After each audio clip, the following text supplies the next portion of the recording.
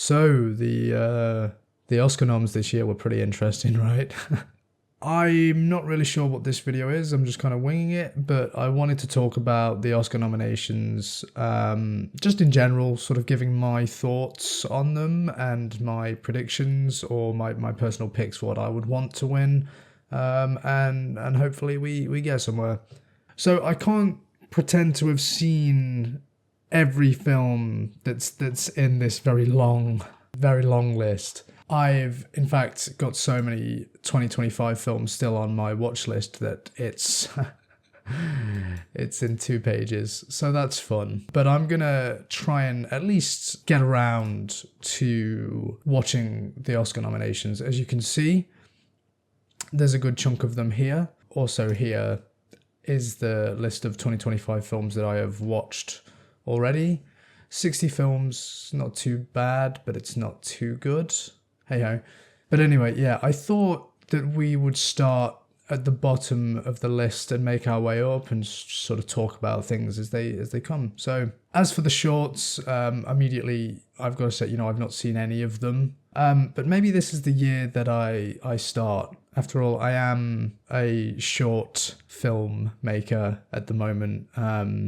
Short films of varying quality, I think you could say. The one way to get better at making short films is to watch more short films and sort of indulge in that area of filmmaking that's often overlooked. And honestly, as many complaints as there are about the Oscars, as many things as they get wrong or whatever, it is nice that they draw attention to these short films. So, at least someone will invest time in them that otherwise wouldn't have. And that's kind of generally the good thing about the Oscars, really, that I don't think gets drawn attention to. I mean, there is the problem of sort of biases and, it's a popularity parade and the same 5 films get 20 nominations each. But on the whole, there are films that would otherwise have not been paid any attention that are being paid attention. For example, here, I'd heard nothing about this. I didn't know this was a film, but it looks kind of interesting.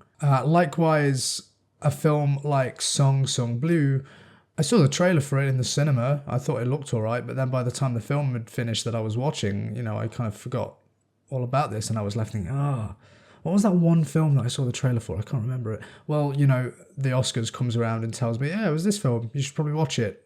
Kate Hudson's really good in it. So there we are. I'm probably going to watch this now. But otherwise you get, okay, I'm going to bring it up here. But otherwise you get the controversy of Sinners, which has been nominated 16 times, and it's broken history for the most nominated film in the history of the Oscars, which to me is frankly bizarre. I mean, I liked Sinners. I thought that Sinners was a good film. I honestly am probably one of the few in the camp that I preferred the first half of Sinners to the second half. It's basically just From Dusk Till Dawn again, where it's got good vampires. And that's coming from me. I don't like vampires that much. I think they are frequently not well represented. I like the ghoulish motherfuckers, Nosferatu, Dracula. I don't like Twilight, or The Lost Boys, which is what most vampire stories are convinced they have to be. So I thought that Sinners was good on that front. Same with From Dusk Till Dawn, but both of them, I don't know, they're just more interesting when they're these character pieces with something to say about complicated people, and then they kind of just become horror action, blah, blah, blah. No, but I think Sinners has interesting subtext and all that. I just don't think it's that great. To get 16 nominations, admittedly I'm looking at Reddit here, but, this is on par with Titanic or Oppenheimer, Forrest Gump, the Fellowship of the Ring. You know what? Even Benjamin Button, I think those films have had significant cultural impact. I know that Oppenheimer's quite recent, but even then, I think there's a lot of sort of dialogue-centric films, or just in general, the biopic genre has been shifted because of Oppenheimer. Even Gone with the Wind, I mean, I've not seen it, but I know a lot about that film. I don't know if Sinners is going to be that impactful. I feel like a lot of people have already forgotten it. I'm not disputing that, you know, like to the African American community and whatnot, this has been a very profound and important film. I'm not disputing that for 1 minute, but like in the higher echelons of filmmaking, I don't understand how it has more nominations than something like Amelia Perez. No, that was a joke. I mean, I've not seen Amelia Perez. I'm not gonna. I don't want to punish myself with that. You know, I've already seen The Room twice. I don't need I don't need Amelia Perez in my brain. I've seen enough about it. I've seen critical breakdowns, Oscar nomination reactions, clips from the film, etc. I don't need to know more about Amelia Perez than I already do. But I think it's interesting because it was very clearly, Amelia Perez was kind of like a reaction to Donald Trump's second term in presidency, where it was kind of like not a protest film, but kind of like a provocative reactionary nominee. Whereas, you know, I didn't understand why, you know, if they were going to weaponize a film, you know, I don't understand why they couldn't have utilized something like Queer by Luca Guadagnino, or, you know, something like Love Lies Bleeding, or I Saw the TV Glow. Two films that I wasn't very big on, but I think had a lot more sort of filmmaking prowess and potential than something like Amelia Perez, you know. Or even, you know, the anti-Trump film about Trump that just didn't get too much attention, other than I think Sebastian Stan got nominated, and that was about it. But basically, it's all a way of saying that, to me, Sinners kind of feels like this year's Amelia Perez. Like, it's a good film. The quality's nowhere near the same, but I feel like it's this kind of like political projectile to sort of protest the current American regime. And there's nothing wrong with that, but I just find it odd that Sinners is the most nominated film of all time. Saying that, I think it's really cool. We'll get onto it, but it has some nominations that I think are really nice and earned. But, you know, you get to something like production design, and Sinners had very impressive production design, don't get me wrong, but you're looking at these 5 films, and it's like the amount of things that have been snubbed in place of the same 5 films. Like Roofman, I know it's quite a small film, but the production design on this was really nice. I think this emulated a specific time period really well. And, you know, everything about this kind of, it has that appeal that The Holdovers did, where it's just capturing this specific feeling and time and culture so well. Or, you know, something like The Smashing Machine, which, you know, is not the greatest film ever. And I know that it got nominated for its makeup and hairstyling, if I'm not wrong. But, you know, the production design on this was very nice. Some of like the sort of the sterile rooms contrasted with the sort of the chaotic environment that Mark and Dawn were living in. Or, you know, the big one for me, 28 Years Later, which, you know, this thing right here, the Bone Temple, so profound and well designed that it literally became the title of the next film in the series. As is usual at the Oscars, the horror genre just doesn't really get much mention, except for Sinners, again, because I think politics or sociopolitics, I suppose, propelled that. Even Mickey 17, like the production, it's not the greatest film, but the production value is quite insane. But no, let's probably give production design to like Mighty Supreme, which is an astonishing film, but like I don't think production design should go to, not a basic film, but, you know, it's not what I would call stand out in terms of production design, you know. This is from a place of, I love Mighty Supreme. Don't, you know, let's not get that confused. But anyway, that's my little rant about the Oscars over with. I just think it's kind of the same as like the Game Awards, right?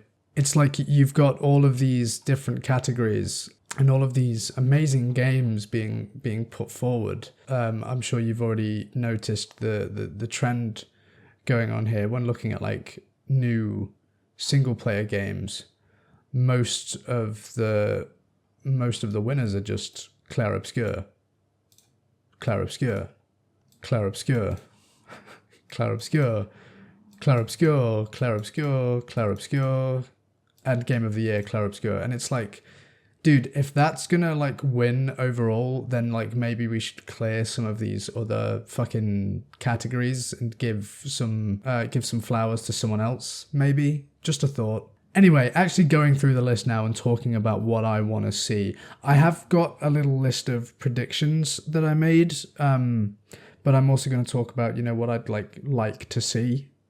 And again, this is coming from a place of like I've not seen all of them, but from what I have seen, and that's not just like the films I've seen, like what I've seen about other films. I'm going to try and make an educated guess.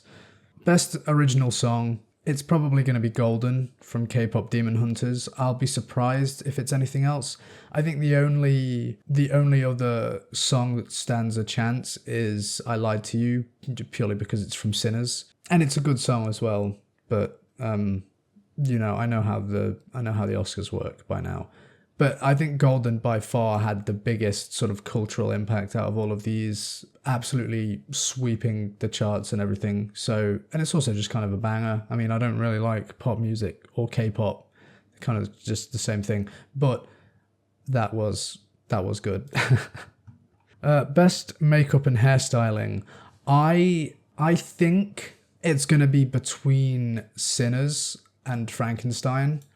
I want it to be Frankenstein, just purely because Jacob Elordi alone. But some of the other like character designs, the way that they looked via like makeup, like David Bradley's character, for example, the old man, looked awesome. There's not much more to say about that. Frankenstein generally was just a great film for sort of like character designs, costumes, makeup. The Smashing Machine is a really interesting inclusion there, though. I do think it's kind of deserved. They suited up The Rock very well. Again, I've not seen Kakuho or The Ugly Stepsister, but apologies if I butchered that, by the way. But I'm gonna get around to them, and then, you know, maybe that'll be a little feature in Ben and Ben Talk or something, little podcast series here on the channel that's going to be dropping soon, where we talk about everything and anything film. So, you know, basically every other podcast you probably listen to, right? Best sound. Easily, I think F1 clears this, like just from an actual objective standpoint. Listening to that film in the IMAX cinema was just a different experience. That does outweigh something like Frankenstein, which I saw on Netflix on my TV. But still, generally, I'm not too immersed in sound design. My sort of area of interest and expertise is mostly in sort of like the screenplay, and I guess like the directing to a secondary extent. But the sound design in this film was immaculate. I walked out and like even my dad was saying like how amazing it sounded. And yeah, again, a lot of that was sort of the IMAX experience, but like the sound design itself was just immaculate. Again, these films, One Battle After Another is a great contender. I'm not sure if Frankenstein, it has good sound design, but I wouldn't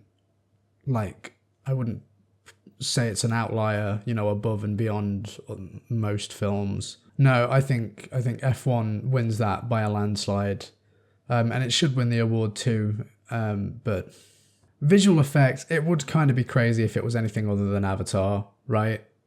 Like, surely. Yeah, so just looking through the list of Oscar winners from the past like 40 years, James Cameron films have typically done very well. I think dating back to Aliens was his first visual effects win. So yeah, it would kind of be a surprise if it didn't win again. James Cameron does have all the like visual effects awards, but like they're kind of deserved. He is genuinely like a pioneer of special effects in film. Costume design. Now, I'm sure there's going to be some controversy about this. I originally didn't think that Avatar should even like qualify, because for me, a big part of the costume design is actually just, you know, like the tangible thing. Like it's one thing to design a costume, but it's another thing to make it. But before any of you get really angry in the comments, yes, they actually physically made costumes for Avatar. I'm going to throw some images up on screen right now, some text, blah, blah, blah, blah, blah. Yeah, they made stuff for this film, so I think it definitely should qualify.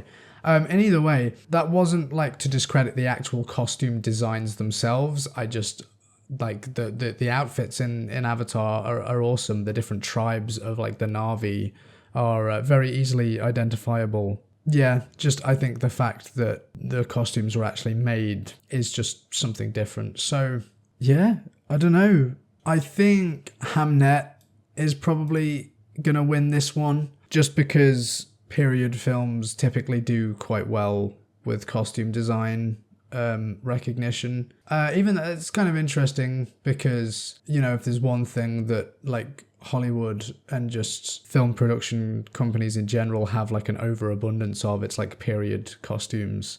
What do I want to win? Probably Frankenstein again. Generally, their character design was just great in that film. Also, sorry about the voice. I'm trying to sound more excited, but I'm so sort of ill right now in my throat, so I'm probably coming out a little bit not as spriteful as usual. Production design. Again, I had a little rant about this earlier, sort of saying about films that got snubbed. I mean, I've just thought of another one. Warfare, not even in like contention for production design. The way that they sort of replicated this. I don't even know if they replicated it. I couldn't tell you what, like, I have not seen much behind the scenes for this film. But the way that they've like presented, anyway, the street that these Navy SEALs are stuck on, and especially the house that they're all crammed into, and the way that like falls apart and blows to pieces over the course of the film. It's incredibly impressive. It's generally a good film that's been so overlooked over the last year, especially because it was Alex Garland who, you know, has been blowing up again recently because he's been spearheading the storyline of the 28 Years Later trilogy. Shame that this wasn't brought up, and it's just the same fucking 5 films again. Not that any of them are like undeserving of it, but like these are all like the top dogs. These are all in contention for like best picture, best director, best screenplays. Like, come on, let's give someone else like the spotlight for a minute, you know. Just again, thought of another one. Of course, it wouldn't be nominated because it's a horror film, but like Final Destination Bloodlines. This was very well received when it came out. I hate the fucking drop-off that horror films get just because they're not as good as Citizen Kane. I mean, there's a real bias against horror sometimes. Oh, it wasn't scary enough. Oh, it wasn't gory enough. Oh, the plot wasn't like frenetic enough. It like was too methodical in like building up suspense. Yeah, cool. It's a horror film, bro. It's like the 6th Final Destination film. What the fuck are you expecting? Like The Godfather? No. Okay, anyway. Yeah, some amazing production design in this film. And generally some amazing like effects. But no, let's give fucking Jurassic World...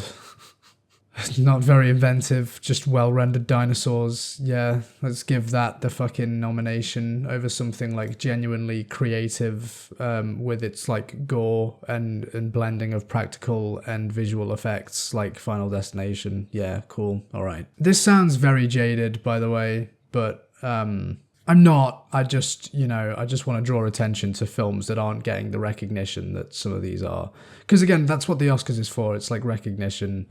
So let's, recognize some other talent. But yeah, production design, I think it will go to Sinners, primarily because of the sequence where it sort of transitions from it throughout time, and you see like the evolution of music all in that one sort of scene. And even like, the Irish dance and stuff, and just the way that, yeah, I think Sinners has got that one in the bag. And Frankenstein should probably win because like the sets were immaculate. Again, I've gone on long enough about the fucking costume and makeup design and whatnot, but the actual like environments and the way that they were like brought to life and decorated and whatnot, like Frankenstein just looks incredible. Hamnet, again, it's a period film, so it's always gonna look impressive. Like, there's no disputing that about like any period film. They're just usually quite boring. Casting, again, I think this is probably gonna go to Sinners. I wouldn't even be angry about that. Michael B. Jordan, he's good as Smoke and Stack. It's kind of like they were written for him. I mean, the roles might well have been written for him. I don't know. Ryan Coogler has worked with him in the past, I think on 3 films.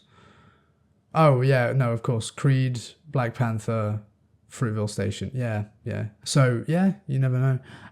Haley Steinfeld was pretty great in this film. I don't want to say like inspired casting, but I struggle to think of any other actress with the sort of charisma or that like the very specific charisma that Mary has in the film.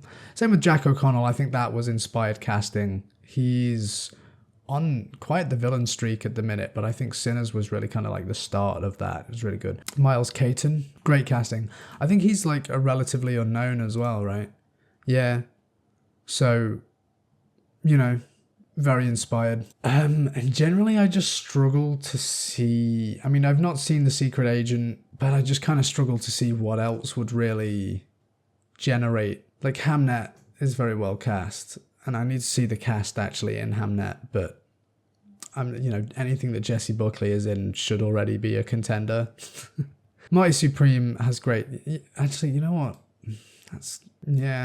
This is a hard one to call, but I think it will go to Sinners. Original score.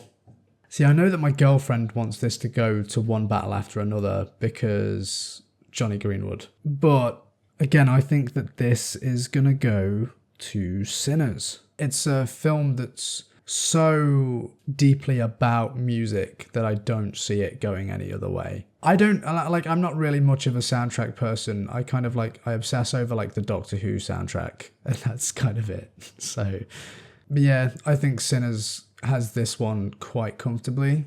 Cinematography. I think it's going to win, and I think it should go to One Battle After Another. Purely because of the hills sequence alone.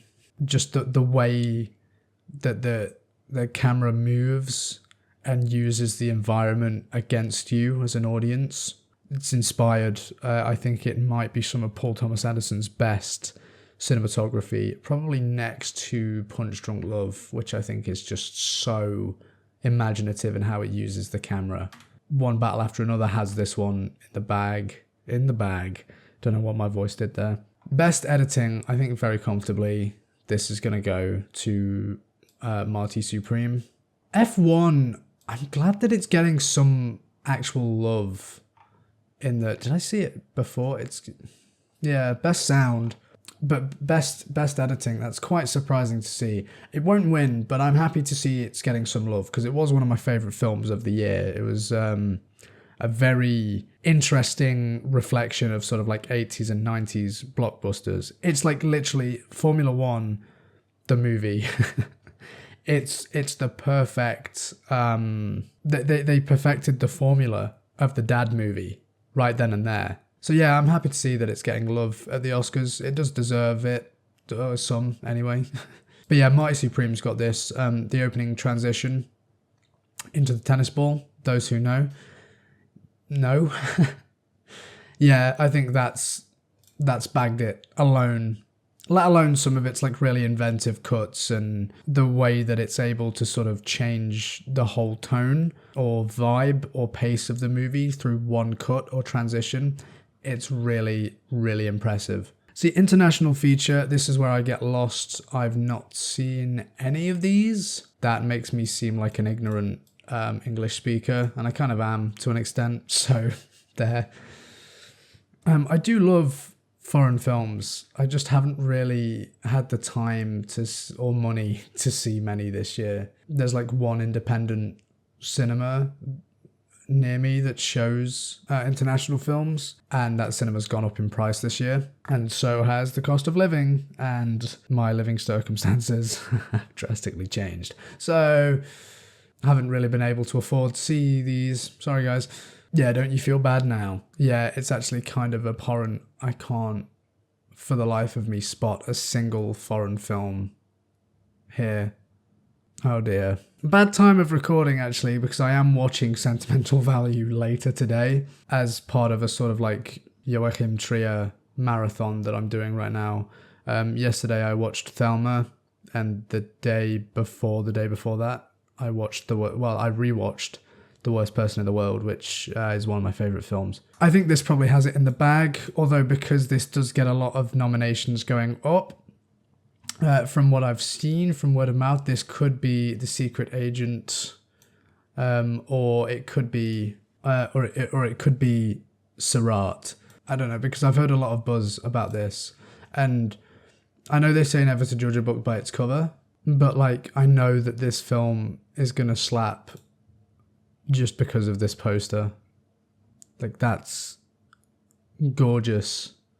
That's beautiful. Why do we not get posters this good in fucking English? You know what posters we get nowadays?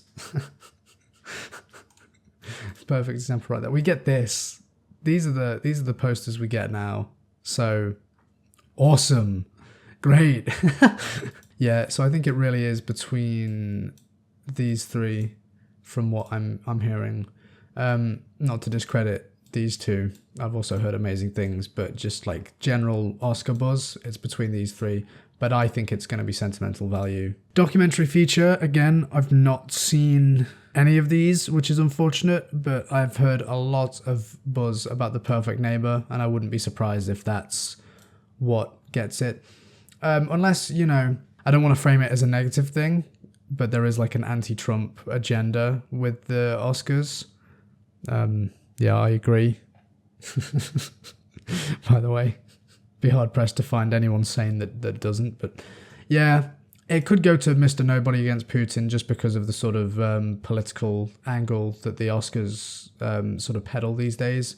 Again, I'm not framing that in an inherently negative way, but I'm also not framing it in a positive way. So, it's just like what it is. Animated feature, it's going to be that one, isn't it? Probably. Although I've heard a lot in favour for Arco. It just kind of depends on whether they're going to go with... I mean, Little Amelie as well. I've only seen K-pop. But I know enough to say that these two are genuine contenders. It depends on whether they're going to go with the sort of critical evaluation and general critical consensus, or if they're going to go with the sort of popularity parade that, the Oscars are kind of known for. So, I don't know. I'm betting on that one. Adapted screenplay. We're getting into the real meat and gravy now. I think Train Dreams. I couldn't tell you what. Usually, I could be wrong, but I feel like adapted screenplay is usually a little bit of like an obscure, a bit of an obscure one.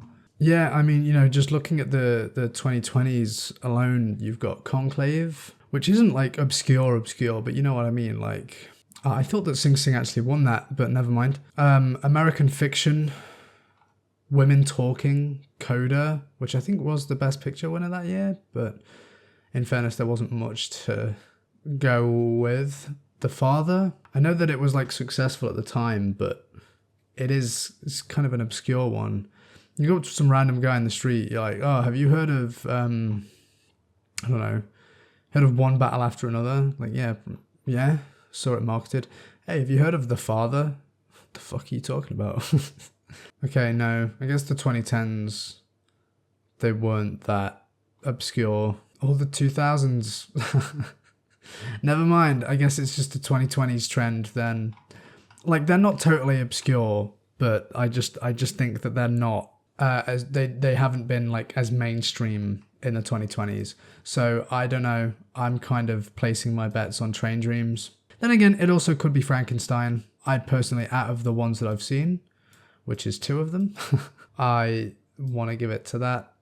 Just because it was I thought, very great adaptation of the original story. Best original screenplay, it's like no competition, is it? I don't agree, but do you know what? It's really nice to see Blue Moon in there. I think this is one of 2 nominations that Blue Moon got, and it's like, frankly, 2 more than I thought it would fucking get. It's really interesting. That's kind of an out of nowhere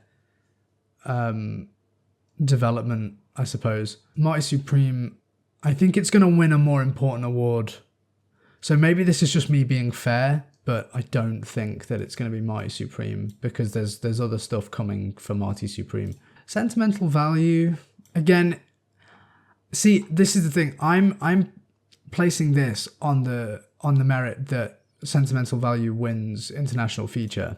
If it doesn't, there's a good chance that it wins original screenplay. But Sinners is also there. So, you know, it's probably, let's face it, Sinners is probably going to walk away with quite a lot of awards. So I would like it to be sentimental value because I think Joachim Trier really deserves something like that.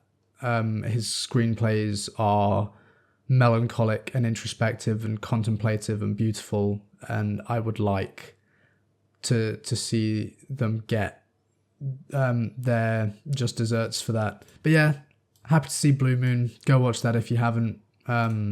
Really nice, dynamic and interesting, and just different dialogue from that film. Yeah, so best director, it's got to be PTA, right? Paul Thomas Anderson. I think this is going to be the big award that One Battle After Another gets, because I think that Sinners and Marty Supreme are going to like override most of the others. But it would, I think Paul Thomas Anderson definitely has this one. Again, the Hills scene alone is enough to get this one in the bag, but like to name a few other things, the rooftop escape, the entire sort of like revolutionary section of the film is just, it's so immaculately directed, like the way that the performances are crafted, the blocking, the movement, the camera, the pacing.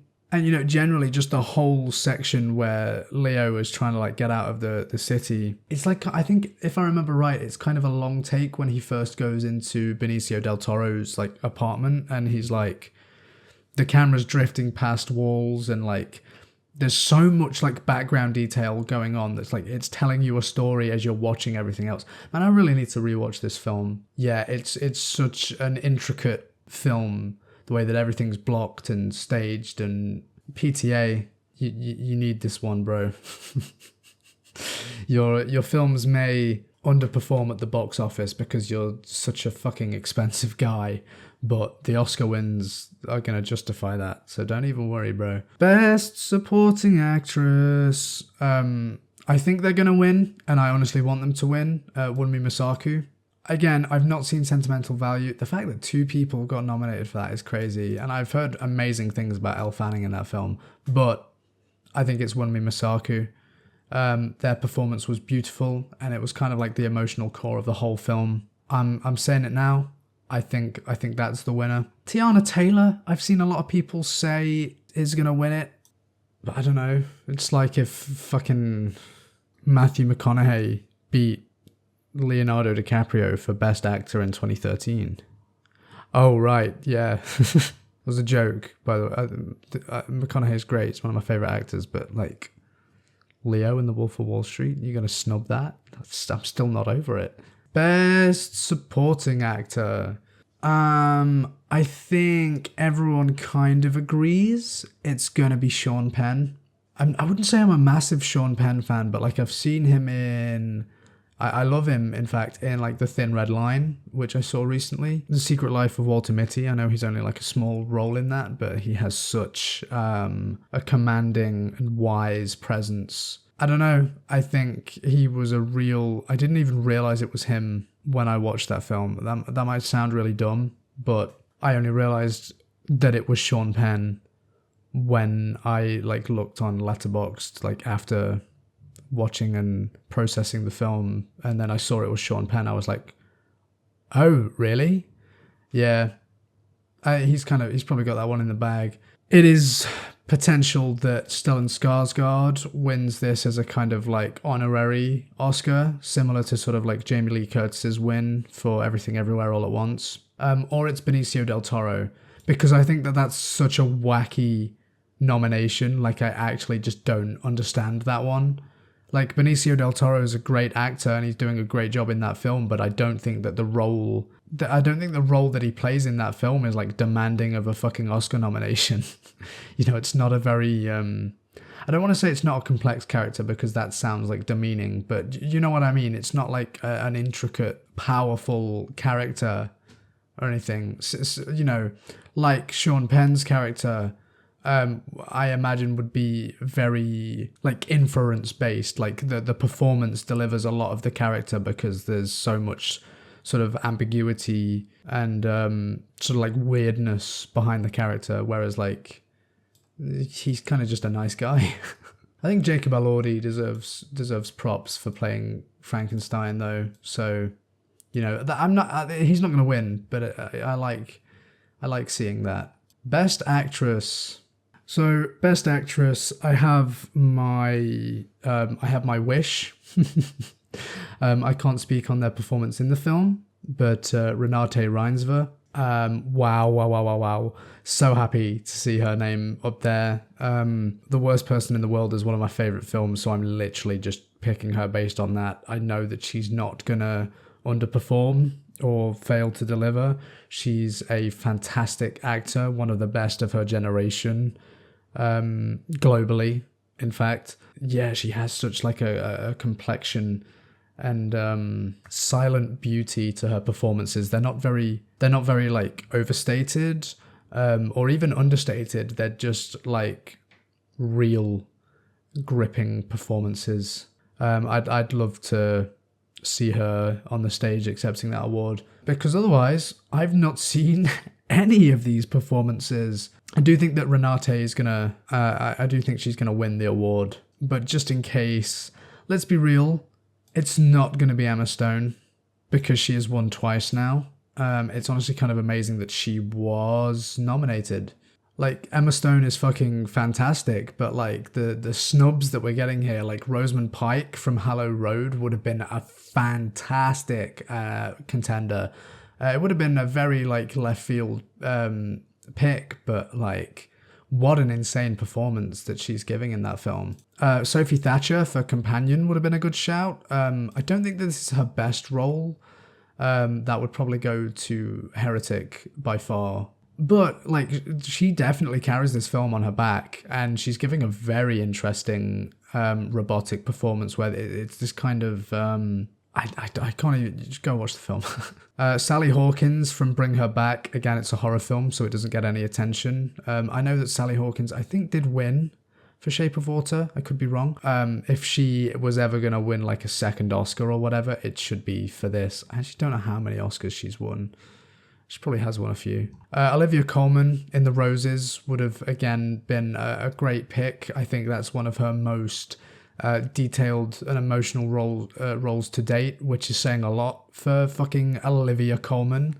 I think she won for The Favourite, but again, if there was going to be a second win, I'd give it to The Roses. Such a deeply human performance. I mean, I know that she is a human, but you know what I mean.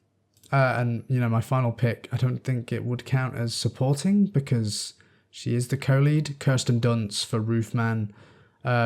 Very quiet, somber, and moving performance that, you know, really changes Roofman from this sort of like cute, endearing, escapee movie into just this powerful gut punch. It's a subtle but very impactful gut punch. So yeah, I mean, they're all people that I wish would have made it onto the list, but hey ho, it's probably going to go to Jessie Buckley, if not Renate. But do I keep saying her name differently? I don't think I do. Best Actor, I don't think it's any competition. I think it's Timothée Chalamet. Yeah, I think it's very obvious that it's going to Timothée. I love this guy's name, bro. I love it so much. Okay, anyway.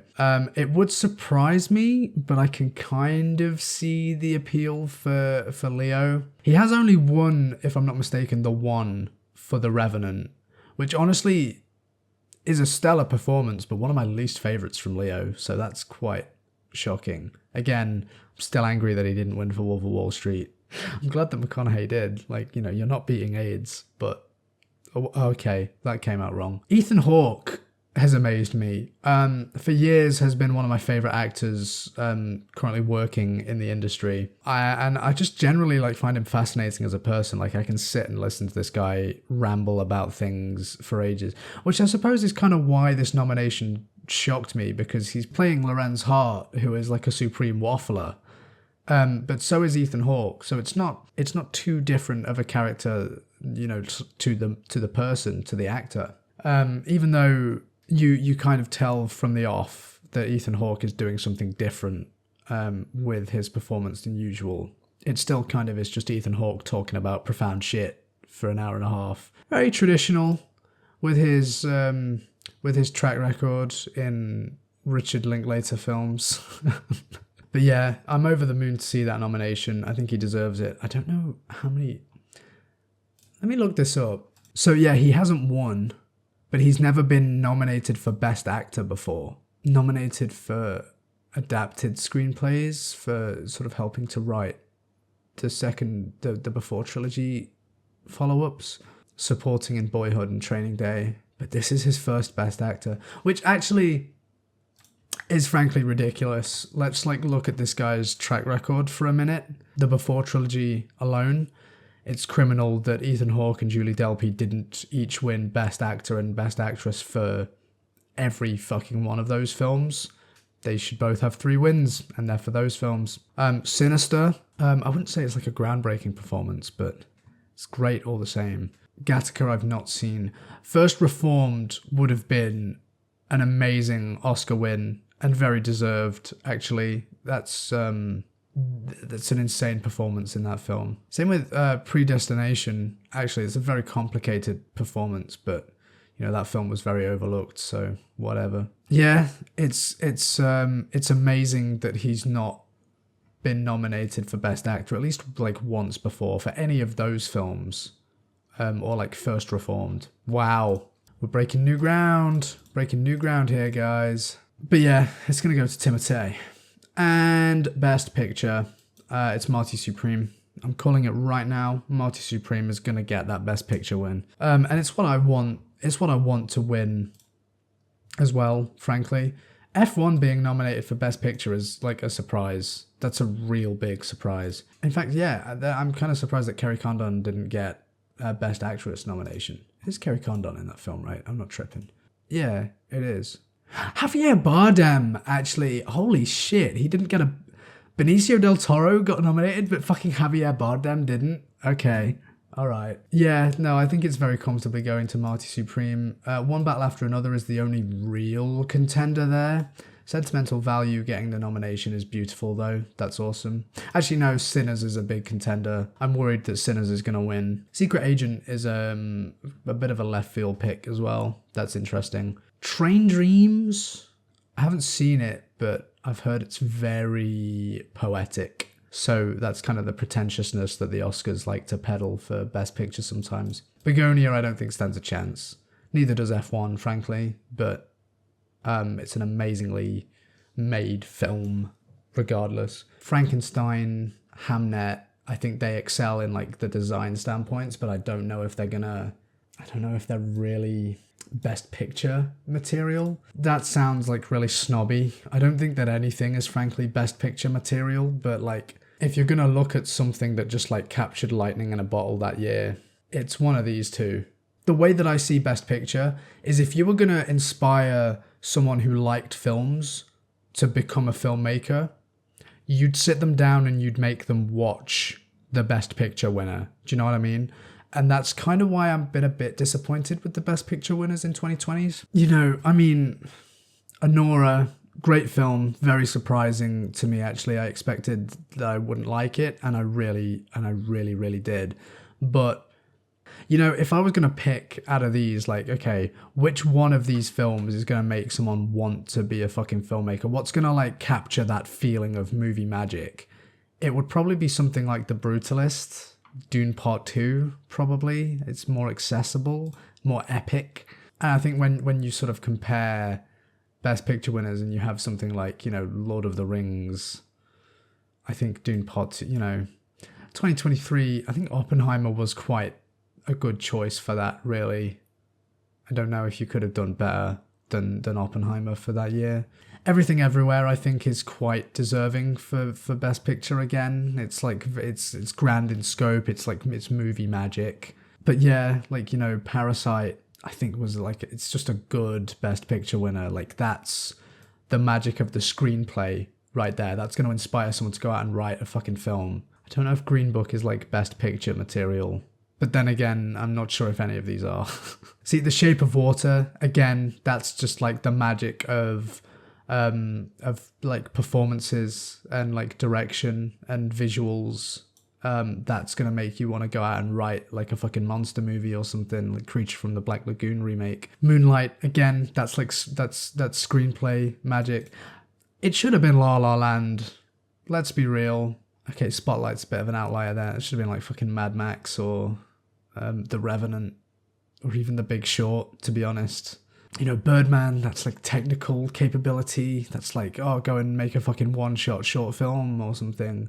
12 Years a Slave, moving, emotional screenplay. The Artist, even, that's like technical mastery. It's just this kind of like magic from the Best Picture winners that I don't feel in the 2020s as much, like with like Anora, Oppenheimer, I guess, but like, I don't know.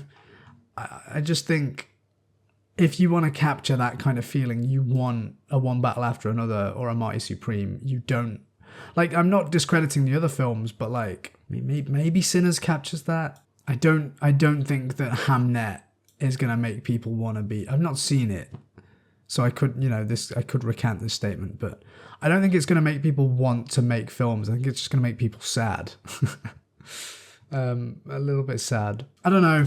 I kind of, you can think I don't know what I'm talking about. You'd probably be partially right, but I'm just kind of weighing in my unscripted, messy opinion on all of that. But anyway, those are the Oscar nominations. We made our way through the list. So anyway, let me know in the comments and stuff what you think is going to win, what you want to win. If you've got any gripes with the Oscars that you want to mention. Yeah, let me know. I'm interested in all that stuff. I like hearing differences of opinions, unlike most people on the internet. As always, I've been your host, Mr. Greaves, and I'll see you in the next one, which is probably going to be a better formulated and edited video about something, hopefully. Just kind of wanted to get this out there, so I had, you know, I'm interested in talking about it, and it's like something to tide you guys over until I'm like free enough to like make proper content again. Not that this isn't proper, you know what I mean. All right, bye guys.